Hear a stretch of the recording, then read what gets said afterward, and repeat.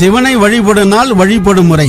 சிவனை வழிபடும் நாள் முக்கியமாக தேய்பிரியில் வரக்கூடிய அஷ்டமி சிறந்தது. அதுவும் தேய்பிரி அஷ்டமி செவ்வாய்க்கிழமையாக இருந்தால் மிகவும் சிறப்பு வாய்ந்தது. வாரத்தில் செவ்வாய், வெள்ளி, ஞாயிறு நல்லது. பரணி நட்சத்திரத்தில் வழிபடுவது நல்லது. நேரம் உச்சி பொழுது நடுசின் வழிபடுவது நல்லது. காலம் ராகு காலம். வழிபடும் போது தாமரைப்பூ, வில்வம், தும்பை, சிவப்பு நிற மலர்கள் கொண்டு அர்ச்சனை செய்யலாம். முக்கியமாக தவிர்க்க வேண்டிய பூ மல்லிகைப்பூ, நந்தியவட்டை இவைகளை தவிர்க்கவும். மிகவும் சிறப்பு வாய்ந்த பூ செவ்வரளிப்பூ. அபிஷேகம் சந்தனத்தால் அபிஷேகம் செய்யலாம். புனுகு, ஜவ்வாது, அத்தர், பச்சை கற்பூர், மரகஜா போன்றவைகள் அபிஷேகம் செய்யலாம்.